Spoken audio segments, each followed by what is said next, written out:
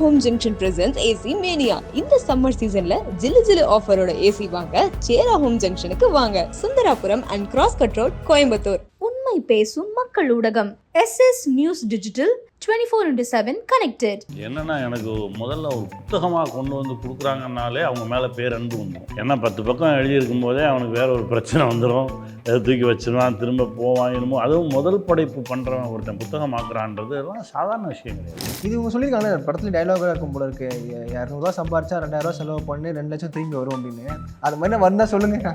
அதுக்கப்புறம் ஒரு 4 வரி இருக்குடா தம்பி,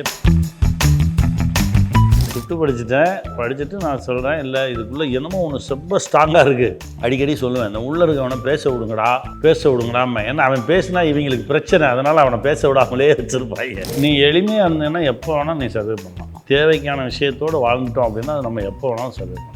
அங்கிட்டும் போனோம்னா தான் சிக்கல். எல்லாரும் ஏதோ ஒன்று தொலைச்சிட்டு அவங்கவுங்க சக்திக்கு ஏற்ற அளவுக்கு தொலைச்சிட்டு ஓடுறாங்கன்றது தான். ஆமாம், 50 கோடி வச்சுருக்கிறவனும் தொலைச்சிட்டு தான் ஓடுறான், 50,000 வச்சுருக்கவனும் தொலைச்சி தான், 5 ரூபா வச்சுருக்கவனும் தொலைச்சிட்டு தான் ஓடுறான். இந்த படத்தில் வந்து எல்லாருமே கணிசருக்கு அட்வைஸ் கொடுத்துருக்காங்க. நான் யாருக்கு அட்வைஸ் கொடுக்கலப்பா, எனக்கு தான்ப்பா எல்லாரும். அது பட் ஆனால் அடுத்த கூட்டணி உருவாயிடுச்சுன்னு நினைக்கிறேன். அதுதான் எதுவும் சினிமா டைலாகா பேசு, நீ சினிமா இன்டர்வியூவா சினிமா.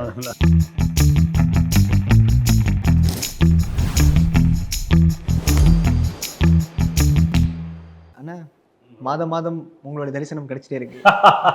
தடயம்ல பார்த்தோம், அடுத்த மாதம் சந்திப்போம். ரொம்ப லக்கிண்ணே. மாதம் பார்க்கும்போது ஒரு தெளிவு கிடைச்சிட்டே இருக்கு, அப்கிரேட் ஆகிட்டே இருக்கும். கார்மேனி செல்வம் சொல்லும் போதே அதில் வந்து ஒரு லைஃப் லெசன், ஒரு மாதிரி ரொம்ப வாழ்க்கை பற்றி நிறைய தத்துவங்கள்லாம் உள்ளே அடங்கியிருக்கோம் அப்படின்ற மாதிரிலாம் இருக்குது. பணத்தை பற்றியாக இருக்கட்டும், கடனை பற்றியாக இருக்கட்டும், ஃபேமிலி பற்றியாக இருக்கட்டும், நிறைய விஷயங்கள் இருக்கோ அப்படின்ற மாதிரி ட்ரெய்லர் டீஸ் எல்லாம் பார்க்கும்போது எனக்கு தோணுச்சு. அதான் படமான it's a family subject, family entertainer. And எல்லாருக்குமே ஆழ் மனதில் இருக்கக்கூடிய பயங்கள், கேள்விகள், எஸ்பெஷலி மணியை பற்றி, பணத்தை பற்றி, அந்த ஒரு செக்யூரிட்டி, ஃபைனான்ஷியல் செக்யூரிட்டி வேணும்னு நினைப்போம் இல்லையா, அந்த கேள்விகளையும் அதை சுற்றி நடக்கக்கூடிய சூழ்நிலையில் இருக்கக்கூடிய ஒரு மிடில் கிளாஸ் ஃபேமிலியோட ஒரு லைஃப். ஆனால் நீங்கள் வந்து படத்தில் டைலாக்லாம் சொல்லும் போது ஒருத்தவங்கன்னா வந்துட்டு ஓஹோ அப்படின்ற மாதிரிலாம் நீங்கள் சொல்லிட்டு அந்த ஓஹோ ஃபேமஸ் ஆகி பயங்கரமாக இருக்கு. ஆமாம், நீங்கள் அது இப்போ பார்த்தோன்னே நிறைய தோணுச்சு. வாழ்க்கையில் ஏதாவது ஒருத்தவங்க முன்னாடி சொன்னாங்கன்னா ஓஹோ அப்படின்னு சொல்லிட்டு கடந்து போயிடணும் போல இருக்கு. நீ ஓஹோ எதுக்கு வேணாலும் சொல்லலாம்டா தம்பி, உண்மையிலே ஆச்சரியப்படுறதுக்கு சொல்லலாம், ஒருத்தனை ஓட்டுறதுக்கும் சொல்லலாம். இருக்கக்கூடிய 16 வகையான ரியாக்ஷனுக்கும் நீ ஓஹோ யூஸ் பண்ணலாம். அதைத்தான் இயக்குனர் சொன்னார். முதல்ல வந்து ஒரு இன்னசென்ட்டாக ஒரு ஓஹோ போட்டதுக்கு அவர் சொன்னார், சார் நம்ம படத்தில் பல விதமான இடங்கள் வருது, எல்லா இடத்துக்கும் விதவிதமான ஓஹோ போடுவோம் அப்படின்னாரு. அது ஒர்க்காக இருக்குன்றது ரொம்ப சந்தோஷமாக இருக்குது. டீசர்லாம் பார்க்கும்போது ஓஹோ அப்படின்ற கொஞ்சம் இழுத்து சொல்லலாம். ஆமாம், பயங்கரமாக இருக்கு அப்படின்ற மாதிரி. அது எப்படி அது வேரியேஷன் சொன்ன மாதிரி நிறைய போயிட்டே இருந்துச்சா டேக்ல, இல்லை அது மாதிரி? அது அவங்க வரும்போது சொல்லும்போது எதிரில் இருக்கவங்க நடிக்கும்போது வந்துடும். இப்போ இவங்க நடிக்கும்போது வர்ற ஓஹோ வேறையாக இருக்கும், மற்றவங்க நடிக்கும்போது வரும்போது உள்ளே இருக்கக்கூடிய உணர்வின் வெளிப்பாடு தானே அது. நீங்கள் லைஃப்பில் இது மாதிரி ஏதாச்சும்? நான் ஓஹோ போடுறவன் தான், பல ஓஹோக்கள் போட்டிருக்கோம். அதாவது நமக்கு தெரியாத விஷயத்த ஒருத்தவங்க சொல்கிறாங்க அப்படின்னா, ஓ அப்படியா அப்படின்னு கேட்போம்ல, அதாவது வார்த்தையின் வெளிப்பாடு தான் ஓஹோ.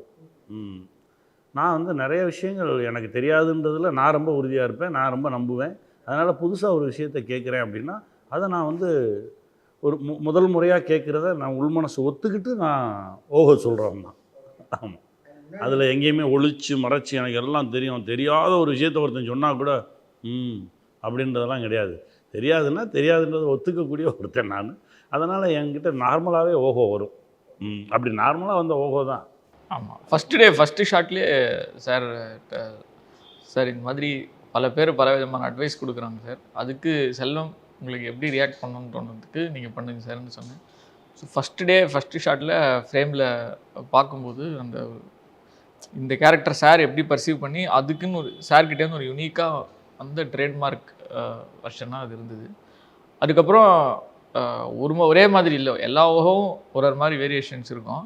அதில் நான் ரொம்ப வியந்தது என்னென்னா, ஒரே ஒரு ஓஹோ மட்டும் டிஃப்ரெண்ட்டாக இருக்கும். அது நீங்கள் ஷார்ஜாவில் கொடுத்தீங்க சார்.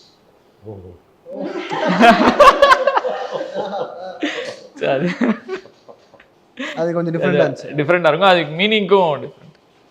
ஏன்னா வந்து சார் சொன்ன மாதிரி நீங்கள் ஆமான்னு சொல்கிறதுக்கும் இருக்கலாம், இது இல்லைன்னு சொல்கிறதுக்கும் இருக்கலாம். பொதுவாக மாட்டிக்குது. ஆமாம். ஸோ கிட்டத்தட்ட ஒரு 15 இடத்துல ஆமான்றதுக்கு இருக்கும், ஒரே ஒரு இடத்துல இது இல்லை அப்படின்றதுக்காகவும் கொடுத்துருப்பாரு. அதே பில்லர் ஆஃப் சம்பத் இல்லை வரல, பில்லர் ஆஃப் செல்வம் இருக்கீங்க, pillar of Sampath. Abhinaya madam வந்து நாளைக்கு வராங்க. இப்போ நிறைய படங்கள் நம்ம பண்ணிகிட்ருக்கோம். ஒரு படம் சைன் பண்ணுறதுக்கு நீங்கள் நிறைய கதைகள் சொல்லியிருந்தீங்க. இப்போ இந்த படம் என்ன சைன் பண்ணும் போதோ இல்லை கதைகள் கேட்கும் போதோ உங்களுக்கு என்ன தோணுச்சு? நான் கதையை கேட்கல, கதையை படித்தேன். ஆஹா. என்னென்னா எனக்கு முதல்ல ஒரு புத்தகமாக கொண்டு வந்து கொடுக்குறாங்கன்னாலே அவங்க மேலே பேரன்பு வந்துடும். ஏன்னா அவ்வளவு சாதாரணமாக புத்தகம் ஆக்கிட முடியாது ஒரு படைப்பை. ஏன்னா 10 பக்கம் எழுதியிருக்கும் போதே அவனுக்கு வேறு ஒரு பிரச்சனை வந்துடும், அதை தூக்கி வச்சிருவான், திரும்ப போவான். என்னமோ அதுவும் முதல் படைப்பு பண்ணுறவன் ஒருத்தன் புத்தகம் ஆக்குறான்றது எல்லாம் சாதாரண விஷயம் கிடையாது. பொருளாதாரத்தில் நிறையா மேடு பள்ளங்களை பார்த்துருக்கணும். அது சாதாரண ஒரு ஒரு ஒரு ஒரு 5000 ரூபா செலவாகிற ஒரு விஷயம் தான். ஆனால் அதற்கு அவங்க எடுத்துக்கக்கூடிய கால அவகாசம் இருக்குல்ல, அது பேப்பருக்கு ஆகிற செலவை நான் சொல்கிறேன். ஆனால் அதற்கு வந்து செலவழிக்கிற நேரம், மூளை, அதற்கு அவங்க ஒதுக்குற இதெல்லாம் யோசிச்சு பார்ப்பேன் நான். ஏன்னா இல்லை ஒரு சிலர் என்ன பண்ணுவாங்கன்னா முதல்ல சொல்லிடுவோம், அவங்க ஓகேனாங்கன்னா அப்புறமா பவுண்டட் பண்ணுவோம், நான் அப்புறம் டெவலப் பண்ணிக்கிறேன், முதல்ல நாட் சொல்கிறேன், இப்படிலாம். இவங்கள்ட்ட எனக்கு பெருசாக ஈடுபாடு வராது. முழுசு எழுதியிருக்கேன் சார், இதுதான் படத்துடைய ஆரம்பத்துலேருந்து கடைசி வரைக்கும் அப்படின்னு சொல்லி எடுத்து வந்து கொடுக்கும்போதே அவங்க மேலே ஒரு பெரிய மரியாதை வந்துடும். அதை உடனே படிக்கணும்னு தோணும். நிறையா வாங்கி வச்சுக்கிட்டு உட்கார்ந்துருக்கக்கூடிய சகோதரர்கள்லாம் தெரியும். பட் ஆனால் வந்து நான் வாங்கினா உடனே படிச்சிடணும், அதை சும்மா டேபிளில் வச்சு. அதே மாதிரி படித்து முடிச்சுட்டு உடனே சொல்லிடுவேன். உடனே பண்ணுறோம் இல்லைன்னா அதில் என்னுடைய இதை சொல்லி கதையெல்லாம் வேறு இப்படி பண்ணுறான்னு சொல்லி கதை ஒரு அசிஸ்டன்ட் டைரக்டராக மாறிடுவேன் திடீர்னு. அதை நம்ம பண்ணலைன்னா கூட அதுக்குள்ளே விழுந்து எதோ ஒன்று சொல்லிடுவோம். அது வந்து அந்த எழுத்தை அவன் எழுதியதற்கான மரியாதை. அதுக்கப்புறம் தான் நம்ம பண்ணுறோமா இல்லையான்றது. இது வந்து எப்படின்னா எனக்கு இவர் அனுப்பிச்சி வச்சார், என்னுடைய நண்பர் ஸ்ரீராம் மூலமாக எனக்கு அனுப்பிச்சி வச்சார். முதல்ல ஒரு வெர்ஷன் வந்துச்சு, அந்த வெர்ஷனை படித்தோன்னே இது நல்லா இருக்குது, ஏன்னா இதுக்குள்ளே என்னமோ இருக்குது அப்படின்னு சொல்லி தான் அப்புறம் பேசணும். என்னென்னா அவங்க எதை நோக்கி போகிறாங்கன்றது நமக்கும் தெரிஞ்சிடும், அவங்களுக்கும் தெரிஞ்சிடும். ஆனால் அது வடிவமாக மாறுறது கொஞ்சம் காலம் கேட்கும். குழந்தை உருவாகிற மாதிரி தானே படைப்பு சாதாரணமாக வந்துடாதுடா தம்பி. ரூம் போட்டு நாங்கள் டிஸ்கஸ் பண்ணுறோம், ரூம் போட்டு நாங்கள் எழுத போகிறோம்னு சொன்னாலாம் சிரிப்பு தான் வரும். அந்த 4 நாள்லாம் ஒன்றும் வராது. அது வந்து கருவாகி உருவாகி அது பெரிய ப்ராசஸ். அது ஒரு சிலது வந்து உடனே கிடச்சிடும், ஒரு சிலது ரொம்ப காலதாமதமாகும். அது வடிவத்துக்கு வர்றதுக்கே ரொம்ப லேட் ஆகும். அது வரைக்கும் நம்ம காத்திருக்கணும். அவசரமாக பண்ணுறது, அவசரமாக வடை சுடுறதில்ல. ஒரு காமெடி, நகைச்சுவை, இந்த இடத்துல சண்டை காட்சி, ஹீரோ அறிமுகம், இப்படி எழுதுகிற கதை இல்லை இது ஒரு வாழ்க்கைக்குள்ளே பூந்து எடுத்துகிட்டு வரணும். அப்படி வந்து அவர் நிறைய டைம் எடுத்து எந்த இதையும் யோசிக்காமல் நிறைய டைம் ஸ்பெண்ட் பண்ணி அவருடைய உழைப்பை நிறைய போட்டு அதற்கு பிறகு அது ஒரு வருஷனாக என்கிட்ட வந்து முழு குழந்தையாக வரும்போது அதையும் திரும்ப படிச்சுட்டு நான் சொன்னேன், சார் நீங்கள் எப்போ ரெடியோ அப்போ நான் ரெடி அப்படி தான் ஆரம்பித்தோம். ஓகே. அண்ட் லக்ஷ்மி பிரியா உங்களை பற்றி பேக் டு பேக் படங்கள், பேக் டு பேக் ஹிட்ஸ், அது நாங்கள் பார்க்கும்போது ஒரு சீரீஸாக இருக்கட்டும், அதில் உங்களுடைய பர்ஃபார்மன்ஸ், அண்ட் இப்போ பட்டர்ஃப்ளையாக இருக்கட்டும் அதில் பர்ஃபார்மன்ஸ், இப்போ கார்மேனி, அப்படியே கால் தடம் பதிச்சுட்டே இருக்கீங்களே, அது எப்படி? அது பேக் இன்னும் இருக்கா? நிறைய படங்கள் ரெடி பண்ணி வச்சிட்டீங்க? அப்படிலாம் ஒன்றும் இல்லைங்க. இதுக்கு முன்னாடி என் படம் ரிலீஸ் ஆகிறது 2 வருஷம் ஆச்சு. அதுக்கப்புறம் தான் நிறைய பண்ணுவேன்னு சொல்லுங்க. அதுக்கப்புறம் வந்தது. பட் இனிமே இருக்கு அஃப்கோர்ஸ். அதுக்கப்புறம் சார் டைரக்ட் பண்ண படம் அடுத்து நான் நடிச்சிருக்கேன். ஸோ அது வரும். ஸோ அண்ட் அதுதானே நமக்கு வந்துட்டே இருந்தால் நல்ல விஷயம் தானே. செல்வமோட பில்லராக இருந்திருக்கீங்க, அது மாதிரி ஏதாச்சும் இந்த பணத்தட்டுப்பாடு, பணங்கள் இல்லை தார்குச்சி தார்குச்சி அதெல்லாம் சொல்லலாம். அதோட சேர்ந்து பில்லர் வந்துடும் உள்ளே. லைக் எப்படி இவங்களை தான் சூஸ் பண்ணணும், இவங்களை தான் நம்ம வந்து கேஷ் பண்ணணுன்ற ஐடியா இல்லை, எல்லாரையும் ட்ரை பண்ணோம். பட் அவங்க தான் கிடைக்கல. இல்லை அப்படி இல்லை, பட் கதை தேர்ந்தெடுத்து. ஆமாம், அதுதான் தேர்ந்தெடுத்து நம்ம ட்ரை. நாடோடிகள் நான் சொல்லாத ஹீரோவே கிடையாது. ஒரு டீ கடையில் உட்காந்து கதை சொல்லிக்கிட்டு இருந்தால் ஏதாவது சீன் மாற்றி சொல்லிட்டோம்னா டீ அடிக்கிற மாஸ்டர் சொல்லிடுவார், கனி அந்த ஒரு சீனை தாண்டி போயிட்ட பாரு, அப்படி தெரியும், எல்லாருக்கும் தெரியும். ஆனால் அது செலக்ட் பண்ணிச்சு பாருங்கள். ஏன்னா பாலுமகேந்திரா சார் சொல்லுவார், ஒரு சாதாரண கதையை வந்து டைரக்டர்ன்றவன் டைரக்ட் பண்ணுவான், ஆனால் ஒரு சரியான கதை டைரக்டரை டைரக்ட் பண்ணும். அதுதான் தனக்கான தேவைகளை எல்லாமே தேடி தேடி தேடி இவங்களை ஓட விட்டு அதை எடுத்துக்கணும். அப்படி தான் எடுத்துக்கிச்சு அது. ஏன்னா யாருக்கு போய் சேரணுமோ அவங்கள்ட்ட போய் சரியாக சேர்ந்துருக்கு, சரியாக செலக்ட் பண்ணியிருக்கு. இப்போ சொல்லுங்கள் நீங்கள். அவ்வளோதான், ஃபேர் சொல்லிட்டாரு. நான் வந்து Hence proved அப்படின்னு. அவர் சொன்னதை அப்படியே நீங்கள் பதிவு பண்ணிக்கலாம். இதில் ஒரு விஷயத்தையும் இல்லை எனக்கு என்னன்னா இப்போ சார் ஆகட்டும், இப்போ மேம் ஆகட்டும், இவங்கெல்லாம் பார்க்கும்போது ரொம்ப ரிலேட்டபிளாக இருப்பாங்க. ஸோ அதே மாதிரி தான் நீங்கள் கேஷ் பண்ணீங்க. இவங்க ஓகே, இவங்க ரொம்ப ரிலேட்டபிளாக இருப்பாங்க, ஆடியன்ஸை கனெக்ட் பண்ணிப்பாங்க அப்படின்ற ஒரு பாயிண்டா? இல்லை, ரிலேட்டபிலிட்டி ஃபேக்டர் டவுட்டே கிடையாது. ஸோ இப்போ வந்து ஒரு எல்லார் லைஃப்லேயும் நடக்கிற ஒரு விஷயம்னு ஒன்று சொல்லும் பொழுது அதற்கு கனி சார் வந்து செட் ஆவார்ன்றதுல இதுவே கிடையாது. ரெண்டாவது அதில் ஒரு சின்ன ஃப்ளேவர் ஆஃப் அப்பா மையன் இருக்கும்போது அங்கேயும் ஒரு டிக் நீங்கள் போட்டுக்கலாம். இதை தாண்டி இதில் வந்து ஒரு ஒரு ஒரு வேரியேஷன்ஸ் தேவைப்படும். முதல்ல ஒரு மாதிரி இருப்பார், அதுக்கப்புறமா வேறு ஒரு மாதிரி மாறுவார், அதுக்கப்புறமா படத்தோட எண்டில் மாறுவார். ஸோ அந்த நம்ம சினிமாவில் அவுட் ஆஃப் சீக்வென்ஸில் ஷூட் பண்ணும்போது இந்த இடத்துக்கு நம்ம இப்படி பண்ணியிருந்தோம், ஸோ இந்த டைமில் இருக்குது இந்த படம், இந்த கதைக்கு இப்போ இந்த இடத்துல எப்படி பண்ணணுன்றது வந்து இந்த ஆக்டருக்குள்ளேருந்து அந்த கன்சிஸ்டன்சி, அந்த மீட்டர் வந்து அவங்களால தான் மெயின்டைன் பண்ண முடியும். ஸோ அதுக்கு அந்த அந்த அந்த ப்ரொஃபஷ்னலிசம் தான் அது காரணம், அவங்களோட எக்ஸ்பீரியன்ஸ் தான் அதுக்கு காரணம். அதே மாதிரி அவங்க மேலே வச்சுருக்கக்கூடிய அந்த கிராஃப்ட் மேலே இருக்கக்கூடிய நம்பிக்கை, ஸோ இதெல்லாம் சேர்ந்து தான் அது. நீங்கள் வாங்கின முதல் கடன் ஞாபகம் இருக்கானே? நான் வாங்கலை. வாங்கலையா? சிறப்பு. என்னன்னா கடனே வாங்கினது இல்லை, பரவாயில்லையே. கடன் வாங்கலை. கடன் கொடுத்துருக்கீங்க நிறையா? கடனும் கொடுக்கல. கடன் நன்மை முறிக்கும். நான் சும்மா கொடுப்பேன். சும்மா கடன் நினச்செல்லாம் கொடுக்குறது இல்லை, என்கிட்ட இருந்தால் கொடுப்பேன். நான் பெருசாக கடன்லாம் வாங்கலை. நான் அப்படியே வந்துட்டேன். அசிஸ்டன்ட் டைரக்டராக இருக்கும்போது ஏதோ ஒரு 200-300 ரூபா அப்படி வாங்கியிருக்கேன், அதை திருப்பி கொடுத்துருங்க. அப்படி தானே தவிர மற்றபடி பெருசாக கடன் வாங்கி இது பண்ணுறது. இது இவங்க சொல்லியிருக்காங்க படத்தில் டைலாகாக இருக்கும் போல இருக்கு, 200 சம்பாரிச்சா 2000 செலவு பண்ணி 2 லட்சம் திரும்பி வரும் அப்படின்னு. அது மாதிரி நான் வந்தால் சொல்லுங்க, நான் இது ரெடியாக இருக்கேன். ஒரு அதுக்கப்புறம் ஒரு 4 வரி இருக்குடா தம்பி, படம் ரிலீஸ் அந்த வரியை கேட்டுட்டு அப்புறம் அப்படியா? என்ன இது நல்லா பாதியில் வெட்டிட்டாரு. ஓகே, அதுக்கப்புறம் ஒரு 4-5 வரி இருக்கு, அதை கேட்டுட்டேன்னா அப்புறம் சரியா அந்த தாட் வராது. நீங்கள் சொல்லுங்க, சமுத்திரக்கனி சார் அந்த மாதிரி ஒரு இது கொடுப்பாரா? அதுதான் நானும் யோசிச்சேன். ரெண்டாவது இல்லை, ஆனால் ஒரு விஷயம் சொல்கிறேன், இந்த கதை நான் சில பேர்கிட்ட நரேட் பண்ணும்போது கரெக்டாக இன்டர்வல் கிட்ட அது வரும். அப்போ அவங்க எல்லாரும் கேட்குறது இது உண்மையா அப்படின்னு ஒரு கேள்வி, ஒரு டவுட் இருக்குது, ஒரு சந்தேகம் இருக்குது. யாருமே வந்து தெளிவாக இல்லை இது மாதிரி நடக்க வாய்ப்பு இல்லை, இல்லை இது மாதிரி நடக்கும் அப்படின்னு யாருமே இல்லை. எல்லாருக்குமே ஒரு டவுட் இருக்குது. ஏன்னா கஷ்டப்படுறவங்க கிட்ட நீங்கள் அந்த விஷயத்த சொன்னீங்கன்னா அவங்களுக்கு ஒரு மாதிரி புரியும். அதே போல் பணம் இருக்கிறவங்க கிட்ட சொன்னாலும் அந்த விஷயம் வேறு மாதிரி புரியும். ஸோ அது ஒரு மாதிரி ட்ரிக்கியான ஒரு மொமெண்ட்டு தான். நீங்கள் அது படத்தில் பார்க்கும்போது உங்களுக்கு ஐடியா கிடைக்கும். ஓகே, அப்புறம் பணக்காரனா வாழணும்னா பணக்கார மாதிரி நம்ம செலவு பண்ணணும் அப்படின்ற மாதிரி அந்த மாதிரி சொல்லியிருக்கீங்க டைலாகா? அதெல்லாம் பயங்கரமாக இருக்கேன். அது வரிகள் வசனங்கள் எப்படி அது ரொம்ப இதை நீங்கள் ஆழம்னு சொல்லக்கூடாது ஆக்சுவலாக. ஏன்னா வந்து இப்போ ஒரு விஷயத்த நேராக சொல்கிறதுன்னு ஒன்று இருக்குது, அது ஆப்போசிட்டாக போயிட்டு திரும்ப அதுக்கப்புறமா கரெக்டான பார்வை என்னன்றது காட்டுறதுக்கான ஒரு சூழ்நிலையில் சில வசனங்கள் எழுதுகிறோம். ஆனால் அது தப்புன்னு புரியறதுக்கான சூழ்நிலைகளும் படத்தில் காட்டியிருக்கோம். ஸோ நீங்கள் அது பார்க்கும்பொழுது உங்களுக்கு புரியும். ஆரம்பத்தில் எப்போ உங்களை ஆச்சரியப்படுத்தினாரு? நீங்கள் வந்து கொடுக்கும்போது ஃபர்ஸ்ட் இம்ப்ரெஷன் பெஸ்ட் இம்ப்ரெஷன் அந்த பவுண்டாகவே கொடுத்துட்டாரு. அவரை முதல்ல என் வீட்டுக்கு கூப்பிட்டேன் அவரை பார்க்குறதுக்கு. படித்து முடிச்சு தான் நான் வந்து சார் வந்து ஸ்கிரிப்ட் படிச்சுட்டு 2 வருஷம் கழிச்சு தான் சாரை பார்த்தேன். அப்பா, நான் ஸ்கிரிப்ட் படிச்சுட்டு நான் சொல்கிறேன், இல்லை இதுக்குள்ளே என்னமோ ஒன்று ரொம்ப ஸ்ட்ராங்காக இருக்குது, அட்ராக்ட் பண்ணிகிட்டே இருக்கா, இழுக்குது, நீங்கள் ஒரு வாட்டி அவர்கிட்ட பேசுங்க அப்படின்னா. அப்போ அவங்க பேசிட்டு இல்லை அது கொஞ்சம் ஒர்க் பண்ணுறேன் நான் இன்னும், அப்போ நான் சொன்னதுக்கப்புறம் இன்னும் கொஞ்சம் ஒர்க் பண்ணுறேன்னு சொல்லிட்டு இவர் ஒர்க் பண்ணி அதுக்கப்புறம் எனக்கு ஃபைனல் பவுண்டரி தான் அப்படின்னு சொல்லி கொடுக்கும்போது நான் படிச்சுட்டு ஒரு வாட்டி நேராக பார்த்தோம். நேராக பார்க்கும்போது அந்த பார்த்த உடனே தோணும், எல்லாருக்கிட்டையும் தோணாது, அது ஒரு சில அலைவரிசை இருக்குது. அந்த மாதிரி ஒரு அலைவரிசை சந்தித்த உடனே ஒன்று தோணுச்சு. அது சொல்லும், அந்த உள்ள ஒருத்தன் இருக்கான்,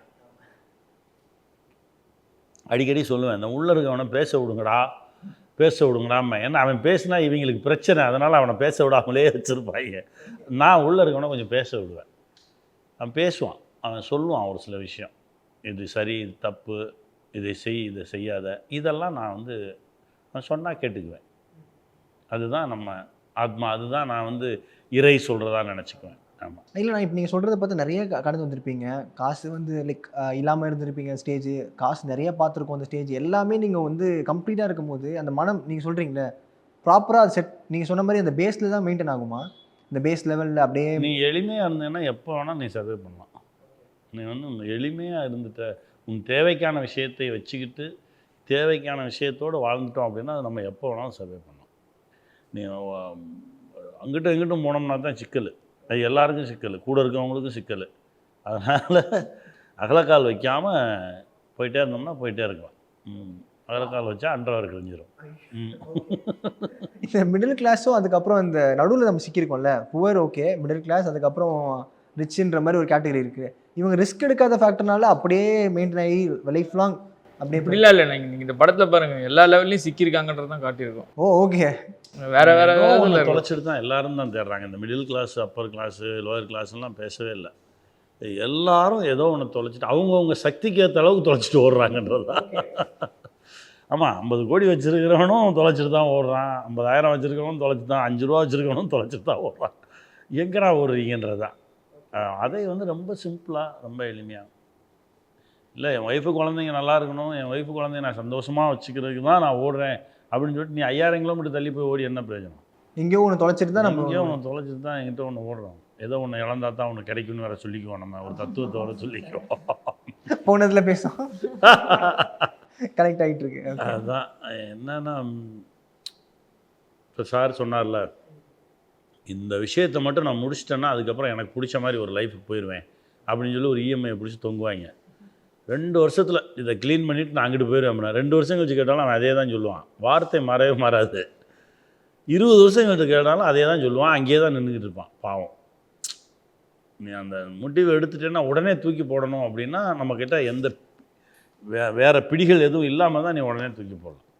நீ எவ்வளோ தூரம் எளிமையாக இருக்கியோ, உன்னுடைய இஎம்ஐயை குறைச்சிக்கிறியோ, நீ அவ்வளோ தூரம் சுதந்திரமாக இருக்கலாம். நீங்கள் லைஃப்பில் எடுத்த பெரிய ரிஸ்க்கு? என் தொழில் தான் நான் லைஃப்பில் எடுத்த இந்த படம் நினச்சிட்டாங்க. இந்த படம் இல்லை, நான் நடிக்க வந்ததே நான் லைஃப்பில் எடுத்த பெரிய ரிஸ்க் தான். எப்படி அந்த அந்த இதை சொல்லுங்கள், எக்ஸ்பிளைன் பண்ணுங்கள். லைக் என் வீட்டில் உள்ளையா இல்லை நீங்கள் எல்லாமே இல்லை. இப்போ எனக்கும் எனக்கு என் குடும்பத்துக்கு என்னை சுற்றி இருக்கிறவங்களுக்கு யாருக்குமே சம்மந்தம் இல்லாத ஒரு ஃபீல்டு வந்து சினிமா ஃபீல்டு. எதுவுமே தெரியாது இதை பற்றி. ஸோ அப்போது நம்மளா ஒரு முடிவெடுக்கிறோம், நம்மளா டிசைட் பண்ணுறோம், எனக்கு இதில் ஆசை இருக்குது, எனக்கு இந்த கலையில் ஆர்வம் இருக்குது, எனக்கு இது செய்யணும்னு. அப்போ வீட்டில் உடனே பயப்படுறாங்க. இதில் எப்படி யாரையுமே தெரியாது, எதுவுமே இல்லை. ஏதோ தெரிஞ்சவங்க நல்லா இந்த சினிமா குடும்பத்தில் இருக்கிறவங்களுக்கே வந்து வாழ்க்கையெல்லாம் வேறு மாதிரி மாறுது. எதுவுமே தெரியாமல் நீ எப்படி போவ?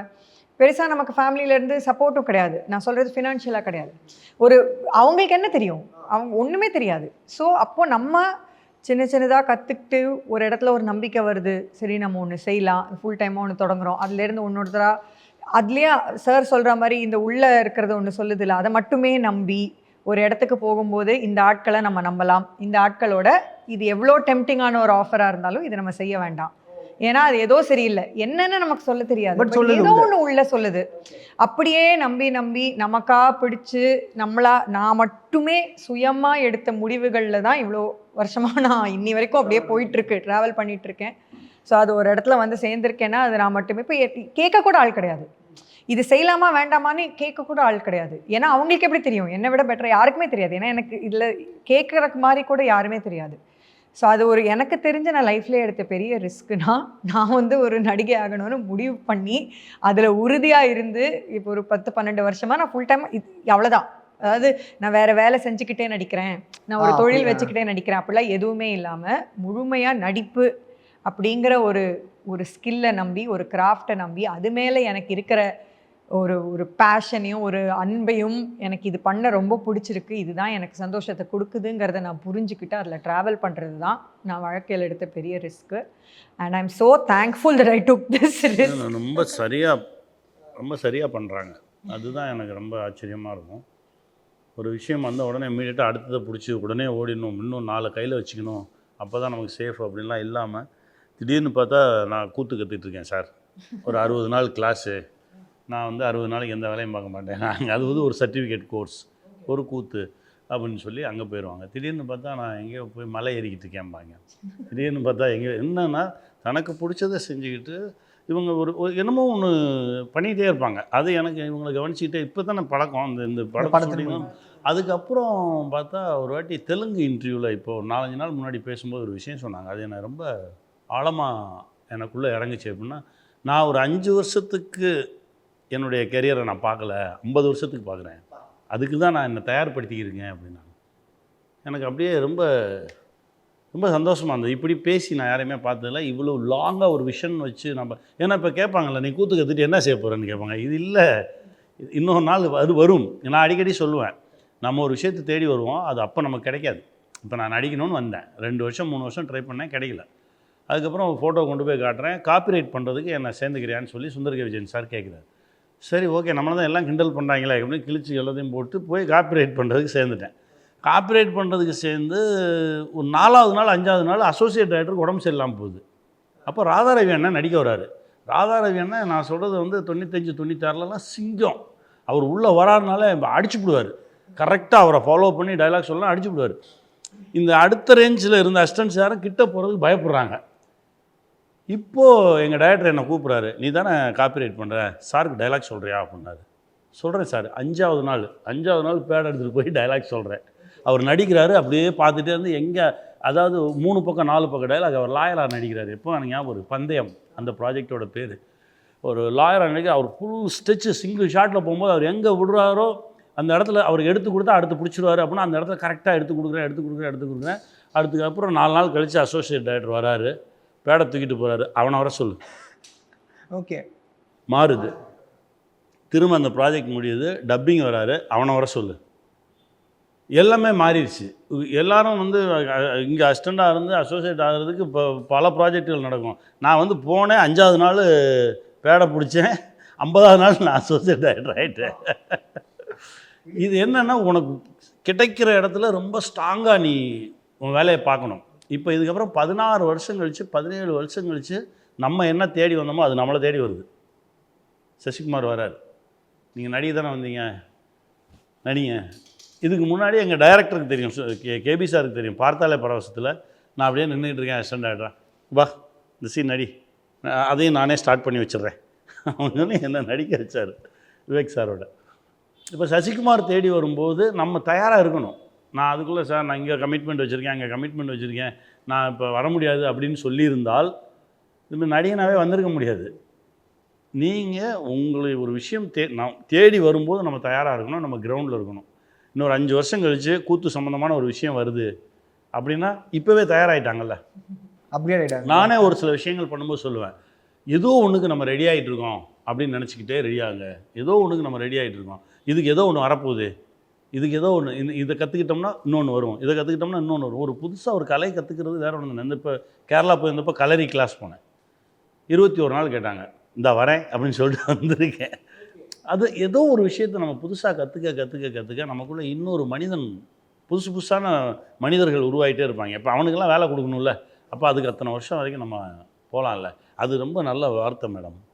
அந்த 5 வருஷத்துக்கு ஏதோ 4 படம் பண்ணிட்டு 5 படம் பண்ணிட்டு போகிறதுக்கெலாம் நான் வரல, நான் 50 வருஷத்துக்கு படம் பண்ணுவேன் அப்படின்ற கான்ஃபிடென்ஸ் இருக்குல்ல, அதுக்கு நான் என்ன இப்போவே தயார்படுத்துகிறேன்றது இருக்குல்ல, அது மெச்சூர்டு பெரிய விஷயம். அது உண்மையில் ரொம்ப பெருமையாக இருந்துச்சு. இவ்வளோ இது மாதிரி நிறைய பிரமிக்க விஷயங்கள்லாம் இருக்கே. இந்த மாதிரி வேறு ஏதாவது ஸ்பாய்லர் சொல்லுங்கள் சார், நீங்கள் நல்லா இருக்கும் சார். என்ன இப்படி இறங்கிட்டீங்க? இந்த படத்தில் வந்து எல்லாருமே கணிசருக்கு அட்வைஸ் கொடுத்துருக்காங்க. நான் யாருக்கு அட்வைஸ் கொடுக்கலப்பா, எனக்கு தான்ப்பா எல்லாரும் அது. பட் ஆனால் செல்வத்தோட வாழ்க்கையை நீங்கள் பார்த்தீங்கன்னா உங்களுக்கு ஒரு மெசேஜ் கிடைக்கும். அது உங்களோட கனெக்ட் பண்ணியிருப்பீங்க. அவர் எதுவுமே சொல்லலை, மெசேஜாவோ இதுவோ டயலாகாக எதுவுமே சொல்லலை.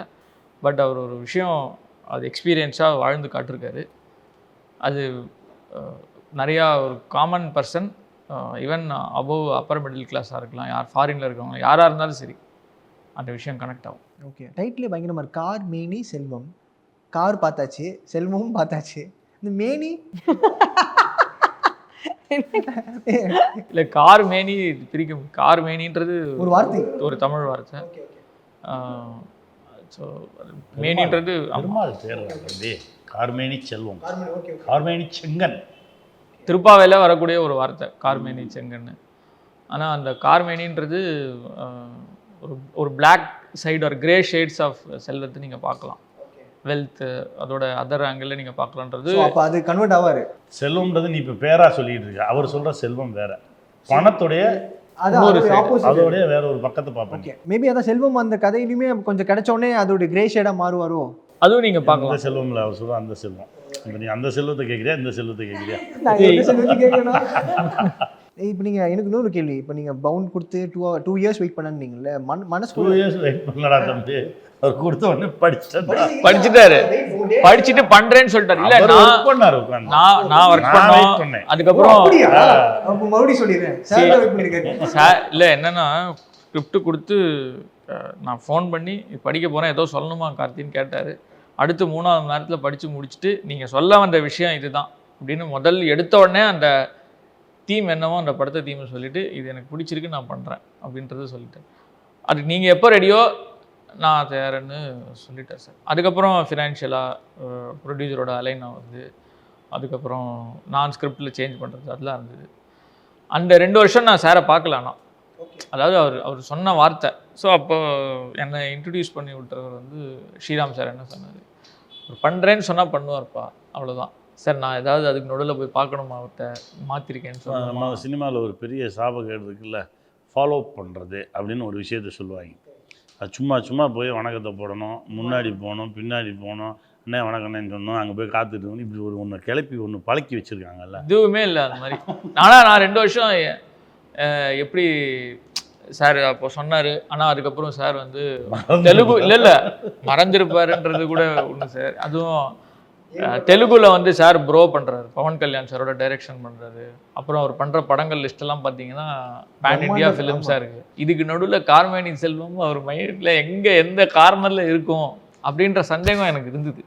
பட் என்னை அறிமுகப்படுத்தின நான் அவரோட 20 வருஷமாக பழகிறேன், பண்ணுறேன்னு சொன்னால் பண்ணுவார், இந்த டைமுக்கு வரேன்னு சொன்னால் அவர் ஒரு தடவை ஒரு விஷயத்த கமிட் பண்ணார்னா பண்ணுவார்னு ஒரு நம்பிக்கை இருந்தது. அதுக்கப்புறம் முதல் தடவை அவரை நான் சந்திக்கும் போது 2 வருஷம் ஸ்கிரிப்ட் கழித்து படித்ததுக்கப்புறமா டிஸ்கஷன் என்னென்னா எப்போ ஷூட்டிங் ஆரம்பிக்கிறோம் அப்படின்றதுக்கு தான். இதுக்கு முன்னாடி நீ என்ன பண்ணியிருக்க, இதுக்கு முன்னாடி என்ன படம் பண்ணியிருக்கியா, அதெல்லாம் கேட்டதே இல்லை. உனக்கு டைரெக்ஷன் பற்றி என்ன தெரியும், நீ எப்படி இது எழுதின, உன்னால் இந்த குரூவை ஹேண்டில் பண்ண முடியுமா, ஃபினான்ஷியலாக அவங்ககிட்ட எல்லாமே இருக்கா, இது எதுவுமே கேட்கல. அதுவும் எனக்கு ஒரு ரொம்ப ஆச்சரியமான ஒரு விஷயம், உண்மையிலே பிரமிக்கக்கூடிய ஒரு விஷயம். எப்படி ஒருத்தர் இவ்வளவு அக்யூரேட்டாக ஒரு விஷயத்தை இது பண்ணுனா இல்லை, அந்த உள் மனசில் ஆழ் மனசில் இது பண்ணுன்னு சொன்னால் அந்த செகண்டுக்கு ஒரு 99.9% நான் நம்பிக்கை இருக்குது. இந்த 0.1% டவுட்டுன்னு இருக்கும்ல, அந்த 0.1% நாங்கள் இல்லை.